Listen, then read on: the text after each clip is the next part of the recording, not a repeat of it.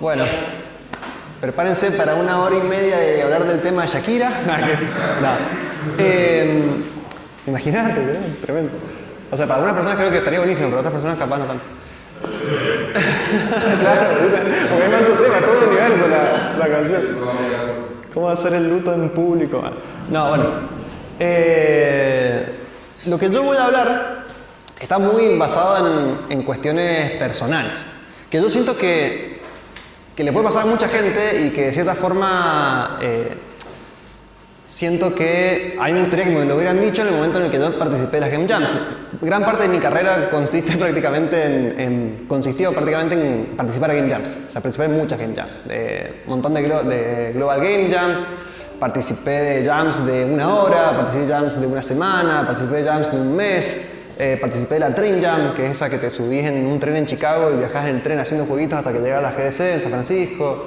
No sé, es como que ha sido parte de mi estructura educativa, digamos, de cómo hacer juegos. Si bien yo tengo educación formal, yo soy ingeniero en sistemas de información, como que mi parte laboral siempre ha sido en este formato. Y siento como que esa idea de tener un tiempo límite muy estricto y de hacer todo lo posible para cumplir en ese tiempo límite, sacrificarlo todo por eso, trabajar los fines de semana, etc., siento que tuvo consecuencias negativas, digamos que a mí me hubiera gustado evitarlas. Para los que no me conocen, soy Nico Recabarren, soy desarrollador independiente de videojuegos. Fundé un estudio que, como le decía a Guille más temprano, no es un estudio formalizado real, digamos, es un nombre de fantasía con el cual hago jueguitos. Entre ellos hice un juego que se llama Ethereal, que se ganó varios premios en Argentina, en Brasil, en Estados Unidos, entre los cuales se destaca el premio de la audiencia en la IGF 2019, que para los que no conocen la IGF es el Independent Games Festival, que prácticamente tendría que ser como lo es el Sundance para las películas independientes, el IGF lo es para los juegos independientes. Es como un premio bastante prestigioso.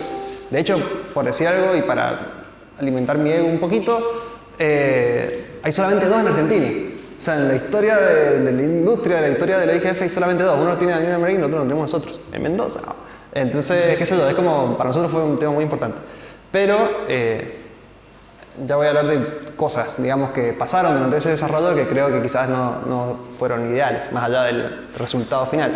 Actualmente estoy trabajando en un estudio que se llama Furniture and Mattress, que lo fundamos junto con Nick Sadner, que trabajó en Carto, trabajó en periodismo, trabajó en Guacamele, trabajó en Celeste, y David Hellman, que trabajó en sus propias, ¿cómo se dice?, novelas gráficas, y fue el artista de Braid, que también, si no lo conoces, es un gran juego de puzzles, y en este año, creo, sale la versión aniversario.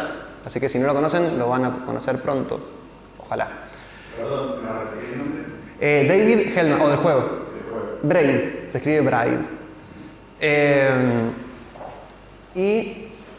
En ese juego también estoy trabajando con Tomás Batista, que quizás lo conozcan porque capaz participa de la Game Jam. Que también su música fue premiada en Brasil, su música fue nominada en Estados Unidos, como que es un gran artista, y también estamos trabajando con él en este nuevo juego que estamos haciendo en ese estudio, que el juego no ha sido anunciado, no tiene nombre público, así que no puedo decir nada más, pero va a estar re bueno. Voy a hablar de 3 puntos específicos, digamos, que creo que es más o menos la estructura que va a tener la charla.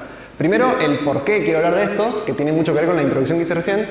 ¿Qué es el crunch? O sea, para los que no lo conocen, ojalá nunca lo conozcan. Y el tercero es cómo lo aplicamos, o qué cosas quiero que se tengan en cuenta para el evento, digamos, que van a vivir el primer fin de semana de febrero, ¿no? La Global Game Jam. Entonces, yo creo que la estructura de las Game Jams tiene un montón de cosas positivas, específicamente la Global Game Jam.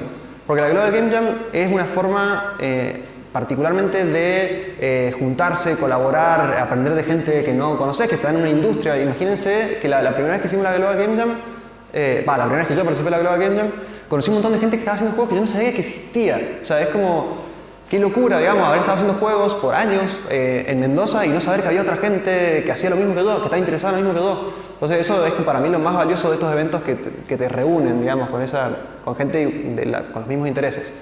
Además, bueno, compartir, poder encontrar posibles compañeros para trabajar, etc. Tiene muchas cosas positivas, pero te crea una estructura, o por lo menos existe la posibilidad que te cree una estructura de trabajo maratónico. O sea, en 48 horas tenés que hacer un juego, hermano, o sea, no te queda otra. Tenés que hacer todo lo posible para que esto suceda. O por lo menos ese es el concepto inicial con el que uno empieza. Tengo que hacer valer estas 48 horas, no importa lo que sacrifique en el proceso. Y me parece que mucho de eso, y esto como les digo, hay muchas cosas que me parece que capaz son personales, capaz ustedes no lo ven de la misma forma que yo, o capaz no lo van a ver ahora, igual que yo, capaz en el futuro esto les detone algo en la cabeza y replanteen sus decisiones.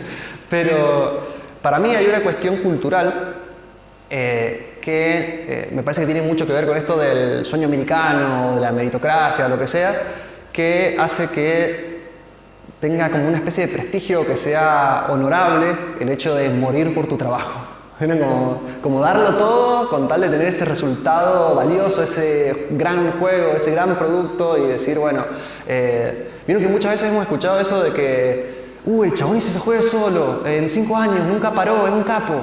Y es como, no hermano, o sea, imagínate lo que ha sido la vida de esa persona que estuvo 5 años trabajando sin parar en un juego solo y no sé, como que son cosas que para mí no deberíamos valorarlas tanto. No sé si han visto Indie Game The Movie, es un documental de desarrollo de juegos, que hay 3 casos, ¿viste? De gente que hace juegos y re glorifican el sacrificio que hicieron, lo mal que la pasaron, los problemas que tuvieron de plata, cómo se peleaban entre ellos, cómo se separaron de los socios y cómo la pasaron re mal, pero igual así subieron trabajando y tuvieron éxito.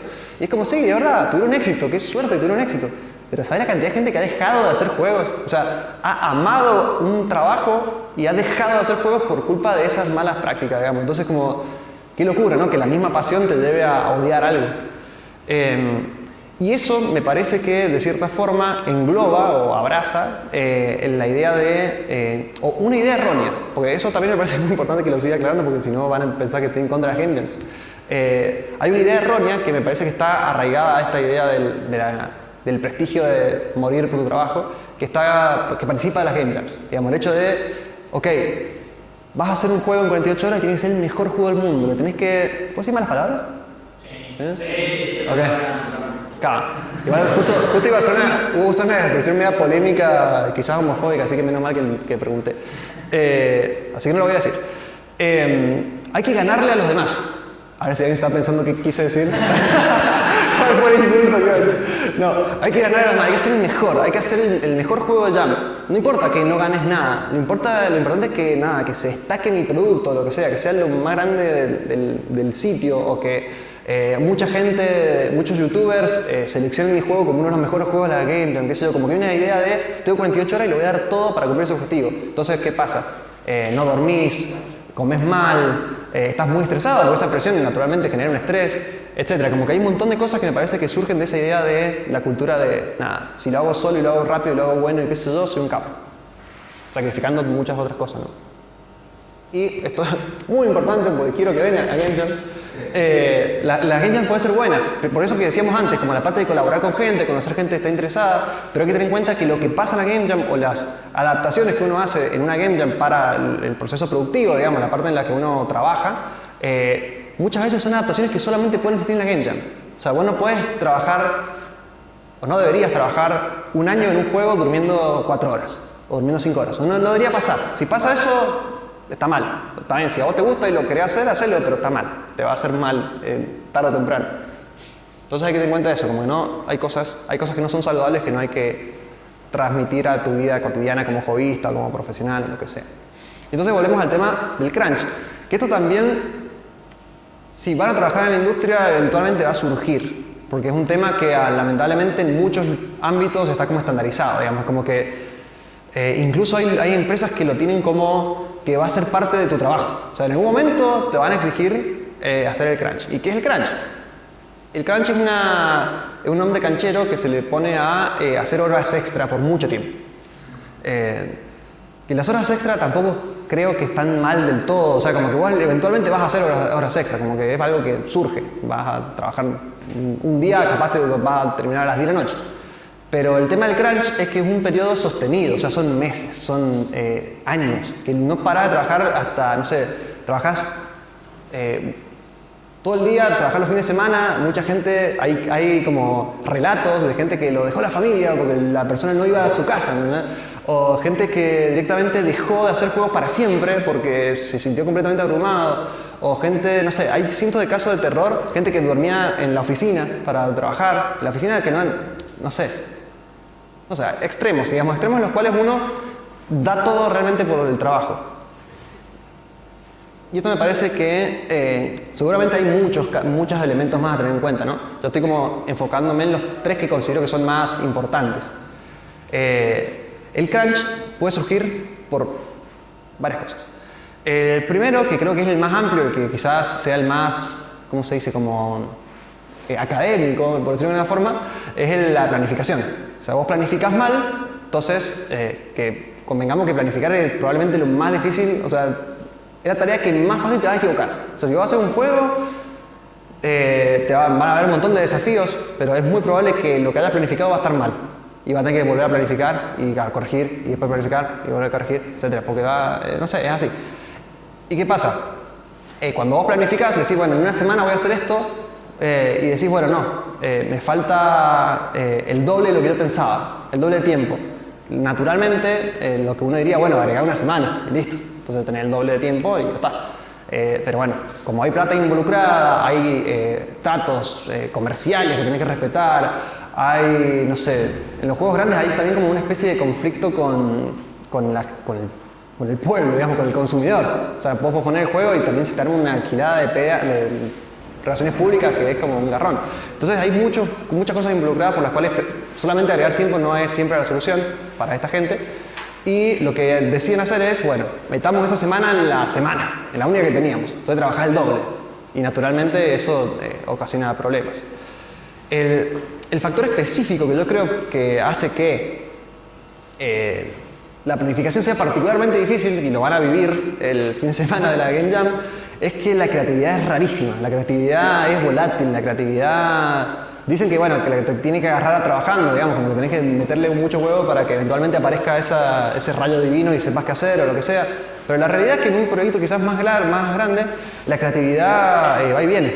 O sea, van a tener periodos en los que no se va a ocurrir nada para hacer, va a ser un garrón. Y ustedes dicen, bueno, no importa, tengo esta semana y lo tengo que terminar esta semana. Pero tengo una semana que no sé qué hacer. O sea, estoy sentado frente a la computadora pensando qué hacer y no hay solución a este problema.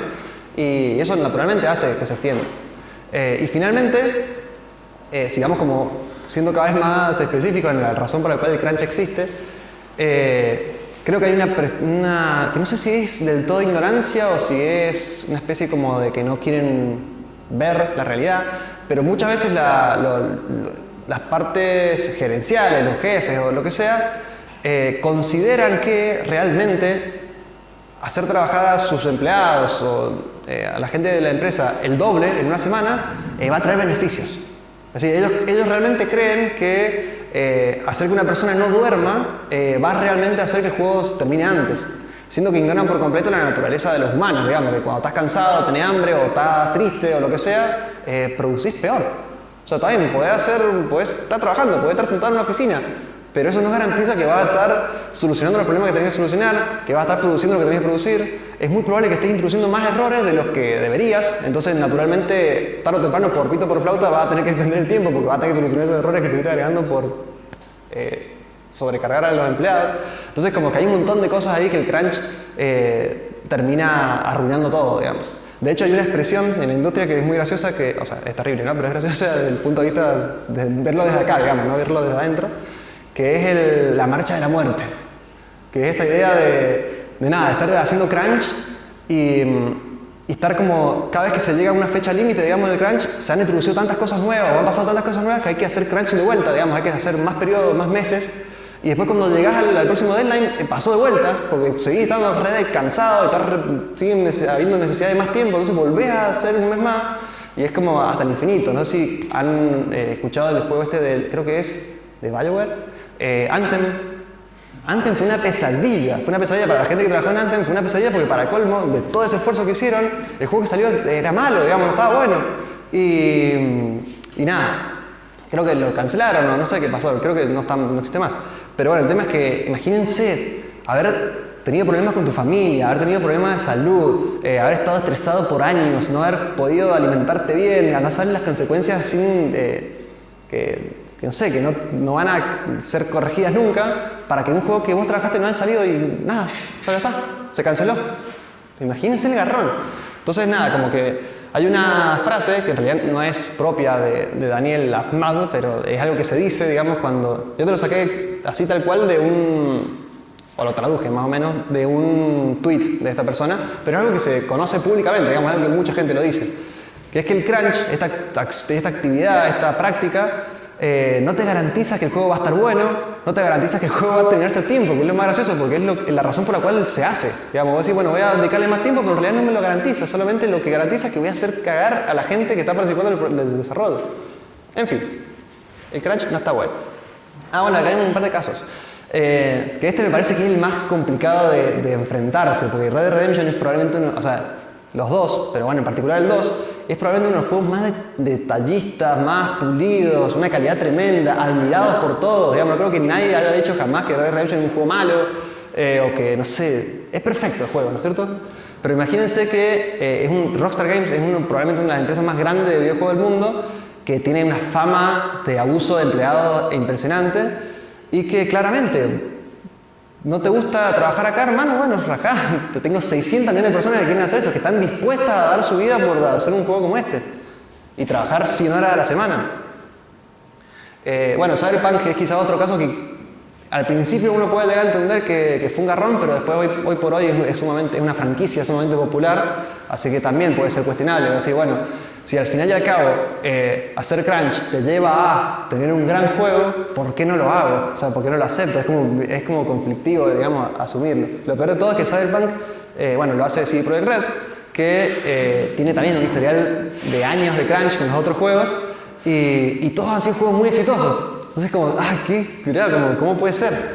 Hay casos, naturalmente, estos son como los casos que eventualmente han triunfado, digamos, como que no es que han fallado, pero hay cientos de estudios que han sido cerrados. Digamos, no sé si se acuerdan los juegos estos de Telltale Games, bueno, esos fueron una catástrofe, porque ¿qué pasa? Está bien, aplicás crunch, la gente se estresa, la gente tiene que estar mucho tiempo trabajando, pero ¿cómo haces para gestionar las relaciones interpersonales de esas personas dentro del estudio? Están todos cansados, están todos enojados. Entonces empiezan a haber un montón de situaciones de abuso tremendas, o sea, hay historias de terror. Y nada, naturalmente, eso lleva a que eventualmente, por más que haya sido una franquicia súper exitosa, la empresa muera, digamos, la empresa desaparece. Y bueno, hay un caso local, que no estoy muy al tanto de todo lo que pasó, pero hay una nota de Juan Lomato en Pressover, que bueno, es Six Bowel. Six Bowel es un estudio argentino que vino con capital extranjero, que eso pasó un montón de cosas. El desarrollo del juego tuvo como varios cambios de diseño, como el juego empezó siendo una cosa, después lo cambiaron a hacer otra cosa, y esas cosas hicieron que la producción sea muy complicada, y parece que tuvieron relaciones con los empleados bastante conflictivas. También surgió una figura de publisher de esa estructura que también era bastante cuestionable. O sea, pasaron muchas cosas, y esto es un ejemplo a nivel local, o sea que no es algo que pasa solamente en los países de afuera. Entonces, para mí hay varias cosas que uno debería ver, más que nada si ustedes están interesados en realmente involucrarse en la industria, trabajar y lo que sea, y siempre que hay mucha gente que está interesada en trabajar para estudios grandes o quiere esas oportunidades. Para mí me parece que hay que tener muy en cuenta, que el crunch existe, y creo que todos en la industria están como trabajando cada vez a que se reduzca, pero hay muchas cosas que lo sostienen, como decirle lo que decíamos en el caso de Rockstar Games, que hay gente que está dispuesta a aceptarlo. Hay gente que por trabajar en un estudio como ese acepta cualquier cosa y es un garrón.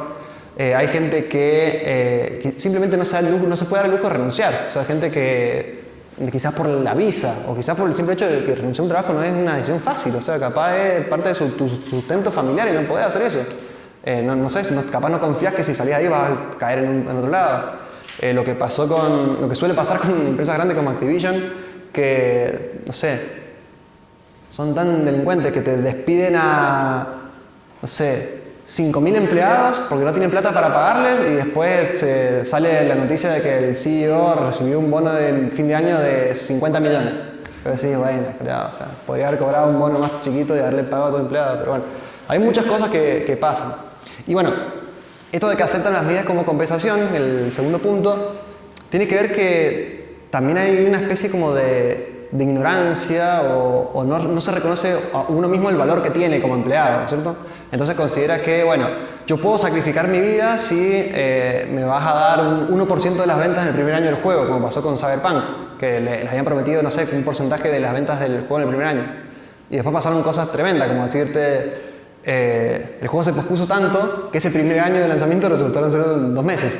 Está bien, van a ser los 2 meses que más vas a vender, pero no tiene nada que ver con la perspectiva que vos tenías, porque el primer año vos pensaste que iba a ser 7 meses de ventas. Era un montón. Así que nada, cosas como esas son complicadas. La típica es la de quedate a trabajar hasta tarde y te traemos pizza. O sea, que cosas así, son como prácticas que son, no sé, muy comunes. Y nada, un repaso rápido de esto, porque no voy a hablar de esto porque no soy un experto del tema, ¿no? Pero fíjense que si uno trabaja de esta forma, con estas prácticas, digamos, de forma sostenida, está estudiado que vas a llegar a una situación de burnout. O sea, te vas a querer matar, tu cerebro no va a dar más. Te vas a sentir débil, no vas a poder dormir, no te vas a poder concentrar, te vas a enfermar, vas a tener síntomas físicos como abrir el proyecto y que te duele la cabeza, que es lo que me pasaba con Ethereum. Perder apetito, peso, ansiedad, depresión, pérdida de interés, pesimismo, aislamiento, apatía, menor productividad. ¿Y qué pasa con todos estos síntomas? Como que hay muchos que se interrelacionan entre sí. Entonces voy a decir, bueno, no pasa nada. Cuando yo identifique estos síntomas directamente, paro un ratito y se acomoda. Pero el problema es que una vez que entras es como una especie de círculo vicioso, estás como atrapado en la vorágine de todos esos sentimientos. O sea, imagínense que estás menos productivo, o sea, que naturalmente vas a querer trabajar pero no vas a poder porque no estás produciendo bien. ¿Y qué vas a hacer? Te vas a sentir pesimista, como decir, bueno, ¿para qué me esfuerzo si no puedo producir? Digamos, como que me produce como una especie de culpa el no poder producir. Y después vas a sentirte apático, como decir, ¿de qué sirve todo lo que hago si no logro nada? Qué sé yo, como que todos estos síntomas se empiezan como a relacionar y es como que te quedas atrapado. Es como muy difícil después salir de una situación de burnout. Entonces lo natural es evitarlo, no llegar a esa situación. Primero que nada, ¿qué les importa a ustedes? Digamos, si la mayoría de ustedes son desarrolladores independientes, si están en posiciones gerenciales, naturalmente la idea es, piensen que no hay que hacer eso porque naturalmente tiene consecuencias, van a tener más problemas, lo que sea. Pero si son desarrolladores independientes, que es creo que es la persona tipo, digamos, que participa en una Game Jam, me parece que la clave de esto es que tengan en cuenta, quizás no es un problema que ustedes lo identifiquen como algo que les va a pasar ya. Porque quizás faltan muchas cosas para que pasen en su vida para que realmente sientan que no van a poder dar más o lo que sea que pase. Pero me parece que es importante siempre tenerlo como en la vista, de que no hay que nunca desatender la parte de la salud mental, la parte física, qué sé yo. Pero lo más importante, como desarrollador independiente, es que es muy difícil cuando todo el trabajo que vos haces, todo el resultado de valor que vos haces va para vos, o sea, vos sos el único beneficiado de ese sacrificio. Me parece que es muy importante reconocer que te estás explotando vos mismo. Porque, como les dije recién en el tema Activision, es como fácil darse cuenta que el CEO los está cagando a los empleados, digamos, porque vos hiciste un montón de trabajo y el único que se llevó la ganancia fue una persona que no soy yo. Pero ¿qué pasa cuando haces todo el trabajo y el único beneficiado sos vos, pero aún así seguís adelante, digamos, seguís como explotando tu salud física y mental? Ahí creo que es la parte más complicada, que creo que también es lo que se visualiza en la película esta de Indie Game The Movie, que es que nada, es difícil de balancear, es difícil de decir, bueno, tengo que parar y cuidar mi salud mental, por más de que parar parezca que no me está dando beneficios, rédito económico inmediato con él. Pero bueno, ese me parece que es un tema complejo. Y ahora, ¿qué tiene que ver con esta Game Jam? Que hemos aprendido todo esto. No, a mí me parece clave estos 4 puntos, que en realidad es como tratar de llegar a una Game Jam sin crunch. Como que ese sería mi objetivo. Todo lo que les he dicho hasta ahora converge en esta situación. Que muchas veces, ojo, muchas veces es lo que se promueve para una Game Jam. Pero siento que hay ciertas prácticas que hacen que se pierda esa visión original de la idea de la Game Jam. Creo que Game Jams como Ludum Dare, no sé si están al tanto, pero hay una Jam que se llama Ludum Dare que es online y después vos cada uno puede calificar los juegos en distintos aspectos y se hace un ranking de los mejores juegos, el mejor audio, el mejor gameplay, el mejor qué sé yo. Entonces como que ahí sí hay un componente de competencia a ver quién es el mejor. O si no, las game jams de youtubers famosos como la de Game Developer Toolkit, ponele, que hace una jam una vez al año, participa un montón de gente y después él selecciona los mejores 5 juegos. O sea, como que fíjense que siempre está ese componente de tengo que ser el mejor porque tengo que ser destacado y qué sé yo. Entonces, vamos al primer punto, que es el objetivo. Ustedes pueden hacer lo que quieran, ¿no es cierto? Yo no soy el papá ni la mamá de nadie, pero yo les recomiendo con mucho ímpetu que traten de enfocarse en la oportunidad que van a tener de trabajar con gente que no conocen, de colaborar, de aprender cosas que ustedes no saben hacer, más que el terminar el juego. De hecho, es como contradictorio, porque siempre quizás lo que más se transmite es la idea de bueno, terminar algo en 48 horas. Yo les recomiendo que les chupe un huevo terminar algo, realmente. Es una cuestión, una experiencia de aprendizaje, una experiencia de ponerte a prueba, una experiencia de, con lo que dije 1000 veces, como conocer gente que está en el mismo ámbito que vos, como que esa es más que nada la idea principal para mí en una Game Jam, que es lo que me parece que hace que todo esto sea más valioso. Después tenemos, bueno, este caso me parece muy interesante. Muchas veces se habla de hacer un juego, un nivel, ponele. Porque un nivel es como la forma más fácil de transmitir que sea un elemento atómico de la Game Jam. O sea, un elemento chiquito del juego, perdón. Entonces, ¿qué decís? Bueno, no hagas un juego con 10 niveles, sino que haces un juego de un solo nivel. Cosa que tengas la oportunidad de explorar algo. A mí me parece que es muy importante que se enfoquen en la medida aún más atómica, una medida subatómica del juego, que sería una mecánica específica. O lo que ustedes crean que hace que el juego va a ser único, o lo que hacen que el juego tenga esa identidad específica. O sea, si ustedes me dicen, bueno, voy a hacer un juego en el que disparo un arma y hace a los enemigos chiquitos, ponele, quizás no hace falta que hagan un nivel con un enemigo específico que se comporta de cierta forma y que cuando le disparás haga chiquito. Si total la clave es que disparás y el chabón se hace chiquito, como que ese es el elemento atómico que hace que esa idea se transmita, digamos. Una idea que, básicamente lo que ustedes tienen que lograr es que cuando uno vea el juego diga, quisieron hacer un juego que dispara y la gente se hace chiquita. Nada más, es lo único que realmente importa. Porque después, ¿qué pasa? Tienen la oportunidad de seguir trabajando en el juego. Este juego, Roller Drum, fue uno de los indie hits del año pasado, ¿no? Originalmente, la idea original salió en una de estas game jams de Game Maker's Toolkit y el juego pasó sin pena ni gloria. O sea, el chabón ni siquiera lo destacó como uno de los mejores juegos de la jam. Que ahí es lo que voy, como que en realidad ese no es el objetivo. El objetivo es plantear un concepto. ¿Cuál era el concepto? Hacer una especie como de Tony Hawk, en el que haces trucos con rollers y qué sé yo, y disparás. Esa era como la idea. Y la transmitió perfectamente, loco. O sea, entendió más o menos cuál era el potencial de la idea, qué sé yo. Lo siguió trabajando, obviamente consiguió financiamiento, lo hizo crecer, resolvieron problemas de diseño tremendos con el más tiempo, que eso probablemente no lo van a poder hacer en una Game Jam. Van a tener problemas de diseño que no van a tener solución inmediata. Pero sacó. Ese jueguito de Jam lo sacó como estuvo para ese evento. Y después, con tiempo y financiamiento, hizo un juego que fue un hit. Pero fíjense que no fue uno de los mejores juegos de la Jam. No fue ese el objetivo. El objetivo fue probar un concepto. Una prueba de concepto. Planificación. Como hablábamos más temprano, planificar es muy difícil. Y lo van a hacer mal. Y la gente que lo sabe hacer, lo hace mal. Así que nada, es como parte de la vida. Pero es clave, tanto ahora como en su vida, siempre que compartan cosas, digamos, con otros seres humanos, la comunicación es muy importante, ¿no? Y en este caso particular, cuando están trabajando con gente en un equipo de Game Jam, constantemente hablen con sus compañeros. Porque ustedes van a planificar, van a decir, bueno, vamos a hacer esto el fin de semana. Y va a variar. O sea, la planificación a mitad de día ya se van a dar cuenta que hay cosas que no van a funcionar. Así que hablen con el equipo de desarrollo y digan, miren chicos, esto quizás no me va a salir. O por lo menos a que alguien me ayude.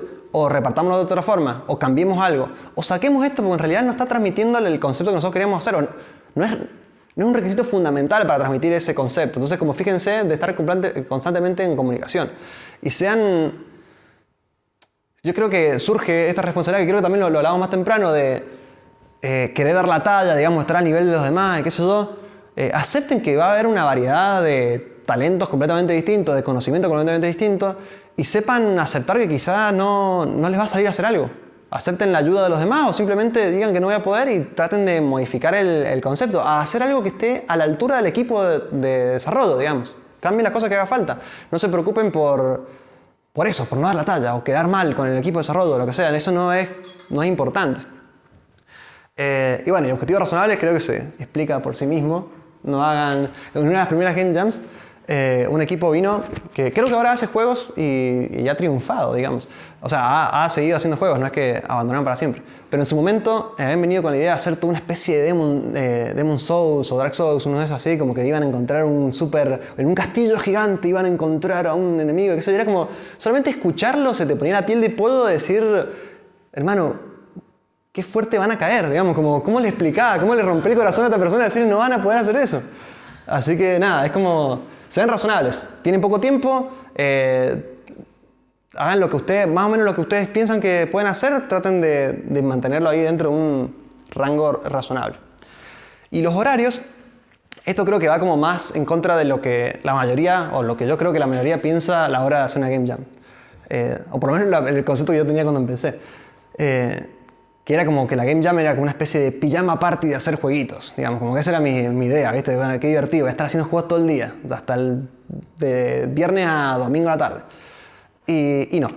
Yo creo que deberían evitar eso a toda costa, deberían realmente establecer horarios para hacer cosas y respetarlo al pie de la letra. O sea, suena la alarma y realmente paran, digamos. Por ejemplo, ponen una alarma para comer a la 1 del mediodía.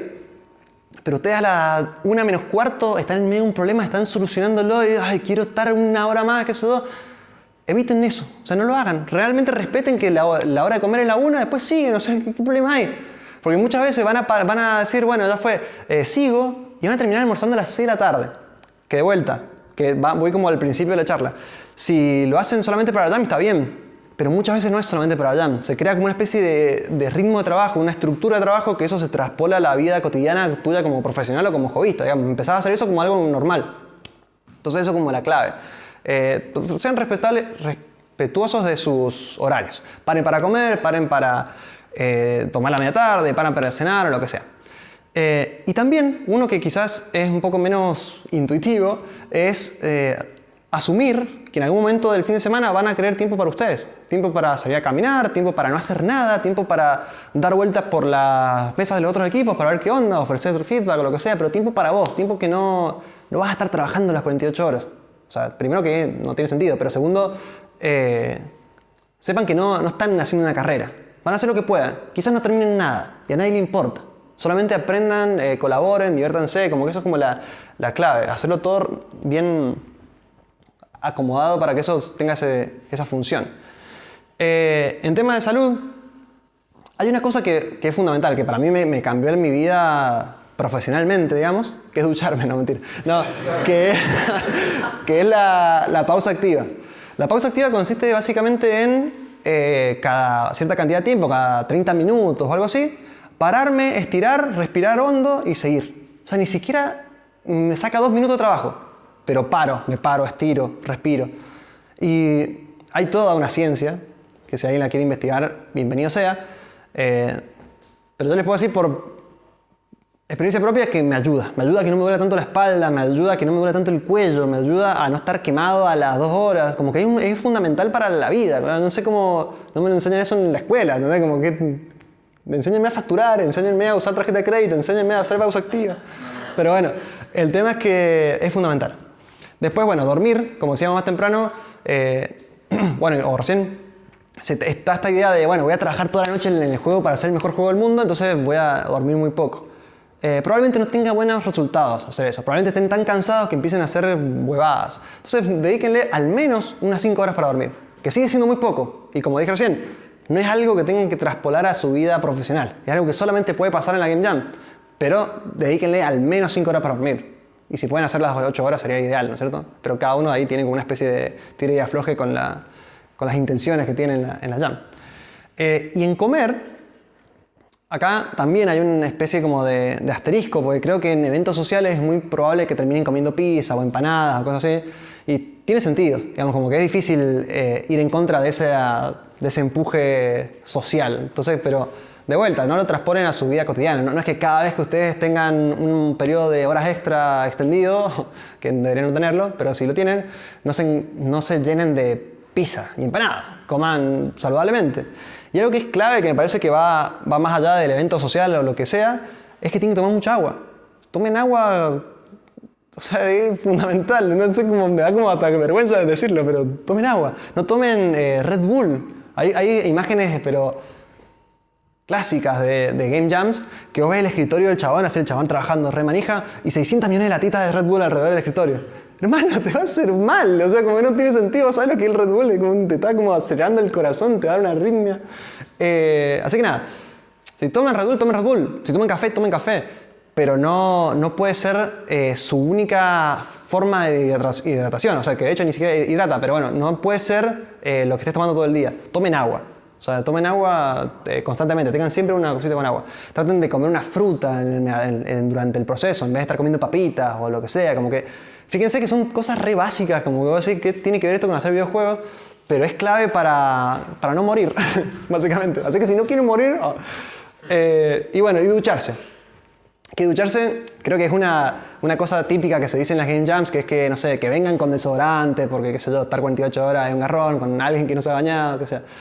Pero para mí, yo lo que lo nombro no por eso, o sea, no solo por eso, o sea, báñense porque es un garrón estar cerca de alguien que no se baña, pero yo lo digo más que nada por esta, que también seguramente hay ciencia detrás de esto, que yo no desconozco, pero cuando estás quemado y estás como tratando de razonar algo, el bañarse es clave, o sea, te limpia el cerebro, pues, de alguna manera, porque fíjense que es un momento en el que estás encerrado sin acceso a tu celular, sin acceso a una computadora, estás como relajándote porque el agua calentita, qué sé yo, y salís con otras ideas cuando salís de ducharte. Y es muy importante eso cuando estás así con un proceso de mucha intensidad de trabajo.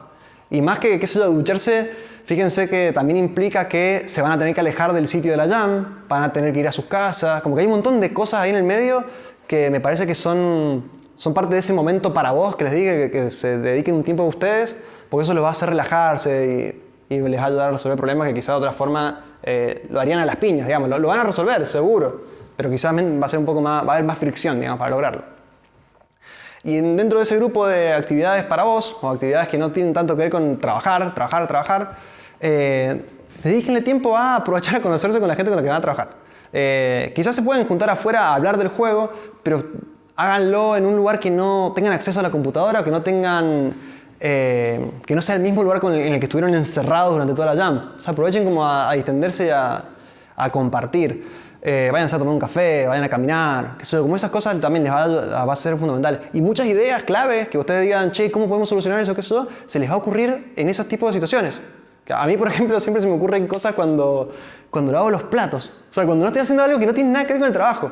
Pero es como que parece que cuando estás muy enfocado en resolver algo, no, el cerebro como que se bloquea, se le cierra las posibilidades. Entonces, cuando estás haciendo otra cosa, como que ahí te distendés, empezás como a pensar mejor. Así que nada, objetivo, planificación, horarios y salud. Objetivo, no quieran ganar la Game Jam. De hecho, si se fijan en YouTube, esto es terrible. Estaba buscando giladas para esta charla y pongo como Game Jam y decía, ¿cómo ganar tu Game Jam? ¿Cómo es que gano las Game Jams? Y así como, hermano, pero nunca viste, no sé, debería haber como una especie de manifiesto de qué es la Game Jam como para decir, bueno, esto es lo que hay que tratar de lograr. Traten de compartir, aprender y divertirse, como que ese es el objetivo. La planificación sean razonables, hablen con el equipo de desarrollo, no dejen que la presión los mate y diga voy a sacrificar mi vida con tal de quedar bien con estos desconocidos, como no tiene sentido. Horarios, establezcan horarios fijos, respeten los horarios para comer, para tomar la media tarde, no dejen que se posponga indefinidamente y terminen almorzando a las 9. Que eso, bueno, ya sería cena, pero eso. Y salud, lo que les dije, hagan pausa activa, se los recomiendo muchísimo. O sea, y más si han tenido problemas de espalda. Yo creo que el 90% de los adolescentes con la cantidad de tiempo que toman en la computadora, en algún momento tienen dolor de espalda, entonces se transmite a la adultez. Nada, para mí es clave. Es increíble que no me lo hayan dicho antes, ¿no? Y bueno, y todo lo otro que dijimos. Hagan cosas que no tengan nada que ver con la jam en la jam. Y eso sería todo.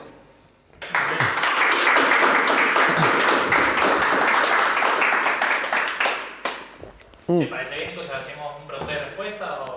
Sí, antes quería yo preguntarles a ustedes o sea, no sé qué tanto, porque estuvimos hablando recién con algunos chicos y no están como trabajando activamente en juegos hoy por hoy, pero no sé cómo lo sienten ustedes a este tema de autoexplotarse. Digamos, ustedes sienten como que es algo que los han percibido en sus vidas, han sentido que, no sé, que han hecho demasiado por su trabajo, más allá de que haya tenido sus beneficios o no, pero han sentido realmente que más de una vez han dicho, me parece razonable no dormir este fin de semana, o me parece razonable no almorzar, o me parece razonable, no sé, como todas esas cosas que en realidad no son razonables para nada, pero que el cerebro te juega en contra tuyo y te dice, sí, dale, hacelo. Total, no, ¿qué puede pasar con que no comas o no tomas agua por 48 horas? Como que les ha pasado, digamos, han vivido esa experiencia. Sí. Vale, yo cambié la rutina por el trabajar duro, o sea, algo todos los días un poquito, más o menos. Claro. Se acostumbra. Sí, yo estaba, bueno, le decía a un grupo de chicos recién, yo recién ahora, cuando estuve trabajando en este estudio nuevo, he estado como, o sea, estoy trabajando con gente que es más grande que yo, que me parece que esa es la clave, porque cuando sos joven pensás que sos indestructible y le das para adelante. Por mucho tiempo, en Ethereal, ponele, fueron 5 años o 4 años, o sea, fue mucho tiempo en el cual yo estaba, parte, estudiando para la carrera universitaria y segundo, trabajando para el juego. Entonces, naturalmente no encajaba, digamos, no había tiempo suficiente para vivir. Entonces, trabajaba los fines de semana, trabajaba los feriados, estaba muy manija y llegó un punto en el que, ¿vieron eso que hablamos de los síntomas físicos? Del burnout, había un punto en el que yo prendía la computadora y me empezaba a doler la cabeza, pero de inmediato, era matemático. Los últimos, no sé, el último año de Ethereal, del desarrollo del juego, me tomaba 2 analgésicos por semana, 3 analgésicos por semana, como que era una cuestión que no sé, según el neurólogo no estaba bien. Entonces era como, claro, como que estaba estaba mal, digamos, estaba haciendo las cosas mal. Creo que también eso en parte, cuando terminé el juego, fíjense que lo terminé. O sea, en un momento decidí, ya está, lo voy a sacar. Pero el juego salió con un montón de errores que nunca corregí y que no puedo corregir porque abro el proyecto de Ethereal y me duele la cabeza. Como que está una cuestión así sintomática tremenda. Y eso fue clave, o sea, eso fue relacionado por la falta que tuve de criterio, digamos, a la hora de planificar mi propio trabajo. Y ahora que estoy trabajando con este estudio nuevo, que son gente más grande que yo, me sacan, no sé, 10 años cada uno, también arranqué con ese ímpetu, digamos, bueno, voy a trabajar los fines de semana, voy a hacer horas extra todos los días y bla, bla, bla. Ellos como me empezaron a transmitir esto de, no, o sea, tomate tu fin de semana, tomate tu feriado, trabajaste en un horario fijo. Entonces como, eso me cambió también un montón. Como este año ha sido como probablemente el año que me he ido de vacaciones. O sea, parece un chiste, pero hacía desde el 2016 hasta el 2019, antes de la pandemia, solamente viajé por cuestiones laborales. Viajé un montón, pero viajé siempre con un objetivo claro. Viajé a Corea, viajé a Brasil, viajé a Estados Unidos. Como que siempre iba a una conferencia de videojuegos, a una cosa de videojuegos. Como que siempre era así, como trabajo todo el tiempo. Y la primera vez que me tomo vacaciones desde 2012, creo que me fui con mis viejos cuando era chico, fue el año pasado. La primera vez que fui de vacaciones a no hacer nada. O sea, claramente, o sea, había ahí una cuestión completamente no racional, digamos, había algo que realmente estaba haciendo mal con mi vida. Y eso era todo por esta idea de que nada, tengo que sacrificar mi cuerpo, digamos, mi cuerpo no es nada, lo que me importa es lo que yo deje como producto en el mundo, ¿entendés? Como que eso era tremendo. Así que nada, eso no lo hagan, básicamente. Y Nico, una pregunta, dos preguntas en realidad. Porque más allá de estos tips que vos das o estas herramientas para que veamos durante la Game Jam, yo creo que tiene que ver mucho esto, más que nada, por ejemplo, con la figura del productor, que a veces no es la más usual porque la gente se mete a hacer juego, empieza a programar, empieza a diseñar, empieza a hacer otras cosas. ¿Cómo harías vos una solución profesional a este punto? Porque, o sea, más allá de los tips que acabas de dar, que son buenísimos, pero para, justamente acá como muchos tienen la perspectiva de profesionalizarse, bueno, cuando quieran ponerse su estudio, ¿qué política vamos a poner o a qué le vamos a dar pelota? ¿El productor va a ser el que haga el proyecto? Etcétera, etcétera.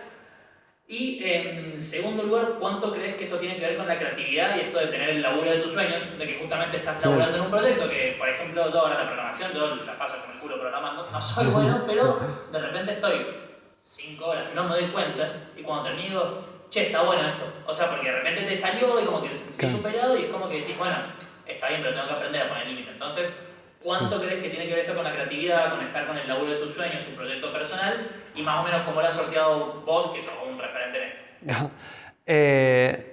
Sí, o sea, primero la figura del productor tiene, para mí, él tiene la responsabilidad, o sea, por lo general los que exigen estas cosas, según entiendo yo, en las empresas suelen ser presiones de arriba, digamos, los inversores o cosas así, o el mismo gerente de la empresa, el CEO, lo que sea, que no están tan metido ahí en el barro con el resto de la gente. Y el productor es el que tiene que meter la mano y decir, che, me dijeron que hagamos esto. Digamos, como que él tiene que poner la cara, digamos, y sufrir las consecuencias.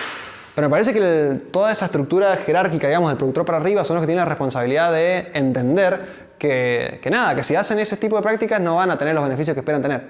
Y entonces, eso me parece que naturalmente debería haber como un efecto dominó al punto de que dicen, bueno, vamos a cuidar a la gente. Hay varios estudios que se proclaman crunch free, digamos, y eso también es una especie de lugar, de aspecto, ¿cómo se dice? Como clave a la hora de uno a buscar trabajo. Digamos, si te dice eso es como, no sé, si sos vegano, querés un restaurante que tenga comida vegana, digamos, como que si es lo mismo que pasa, si querés cuidar tu cuerpo, andate a un estudio que sean de esas características. Pero bueno, como les digo, hay muchos estudios que no hacen eso y hay muchos estudios que tienen ese prestigio que hace que chupa un huevo. Y respecto a lo otro, que era... La pasión y el autocrunch por la pasión. Claro, sí, ese es re difícil. Es re difícil porque hasta cierto punto es incontrolable, digamos, como... O sea, yo recomendaría que no lo hagan porque tiene estas consecuencias. Tiene estas consecuencias de que van a tener problemas de salud, van a llegar a un punto eventualmente, quizás a vos te pasa en 2 años, a otro le pasa en 10, van a llegar a un punto en el que no van a querer hacer juegos.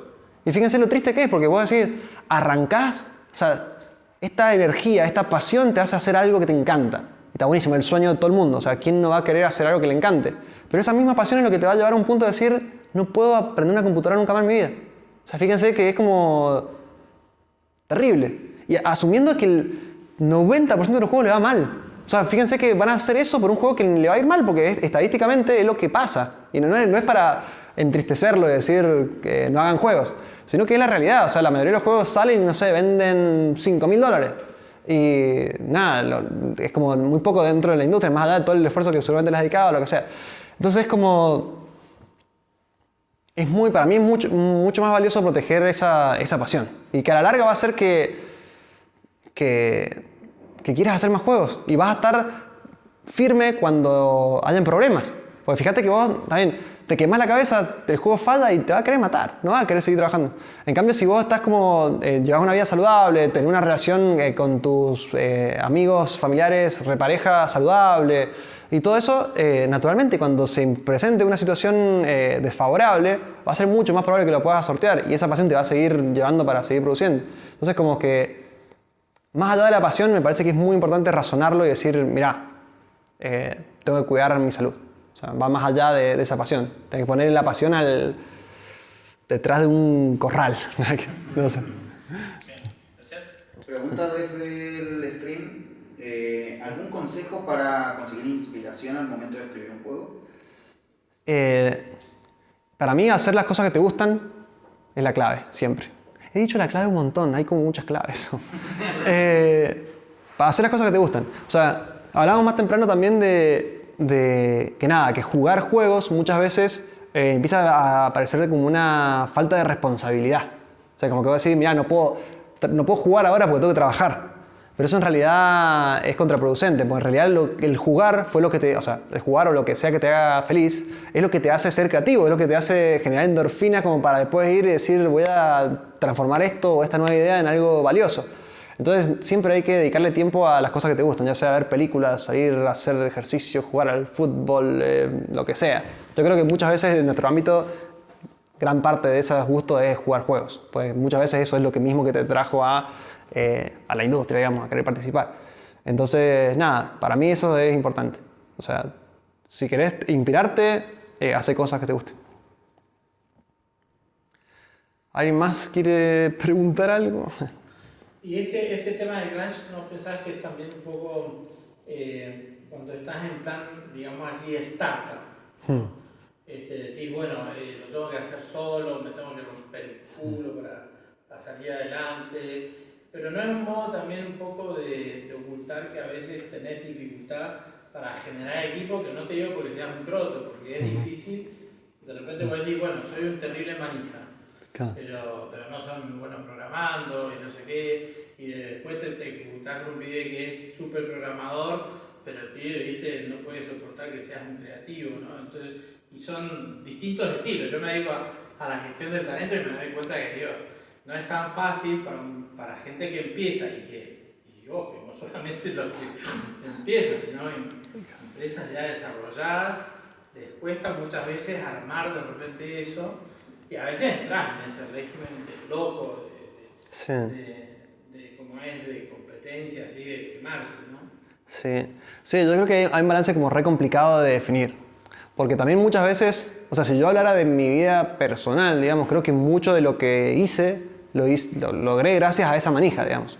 Como que también me cuesta a mí decir, bueno, como que ahora veo las consecuencias y digo, capaz no estuvo tan bueno.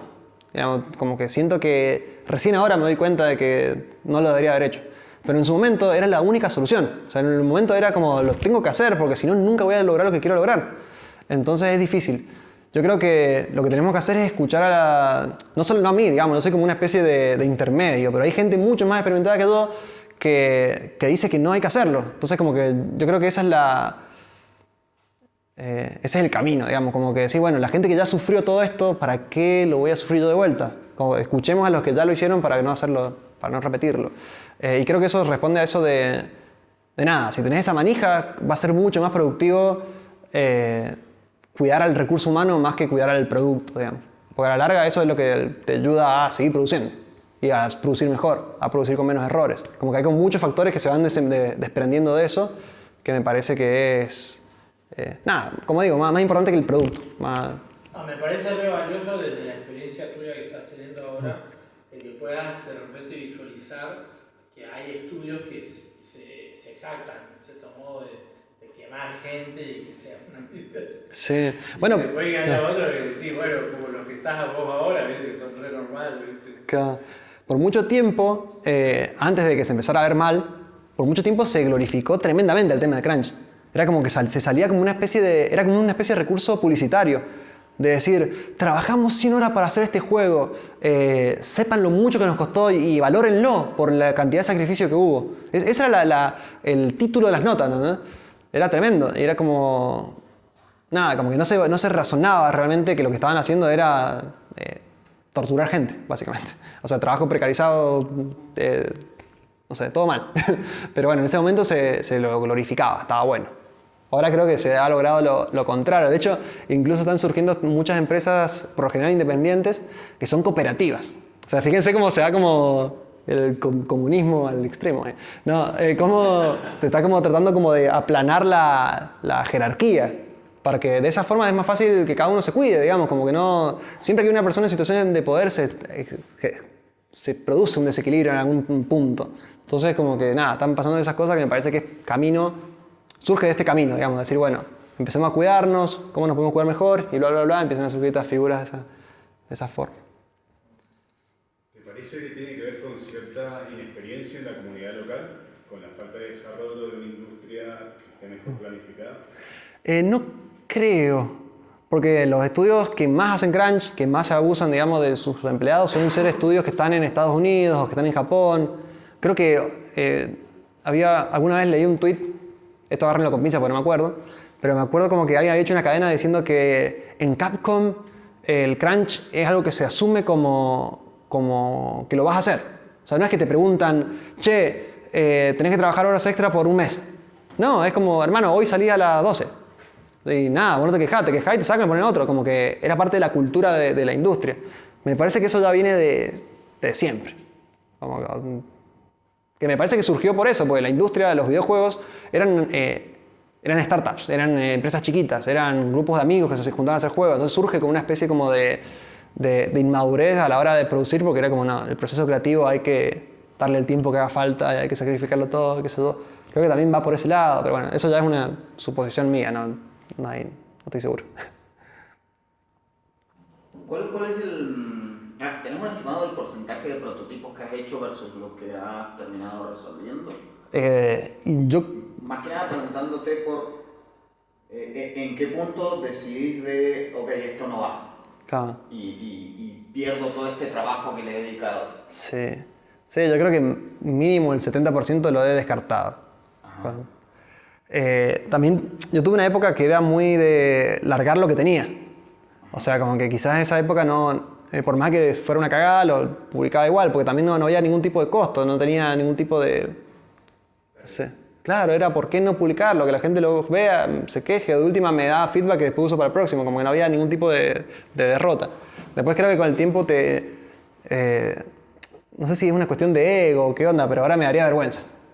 Como que siento como que tengo que lograr cierto nivel de pulido para publicar algo. Por más que sea un juego gratis, siento como que necesito un cierto nivel. Pero la realidad es que a nadie le importa. Yo creo que hay que sacar todo lo que tenga. Y eso siempre te va a ayudar un montón. Pero sí, yo creo que gran porcentaje. Y el gran porcentaje de juegos que no considero que estén cancelados. Como un montón de prototipos ahí que están esperando a que algún día vuelva. Como los inventos de Homero, ¿viste? Dame piernas, papá, así como una cosa así. Pero bueno, que eso capaz nunca suceda. Veremos. Hay un par ahí que quiero saber qué ha pasado. Vamos a la salida. Sí. Lo agarro una vez por mes, así, le cambio una cosita, después lo dejo por... Pero bueno, así es raro. Bueno, muchas gracias. Bien. Gracias, Mónico.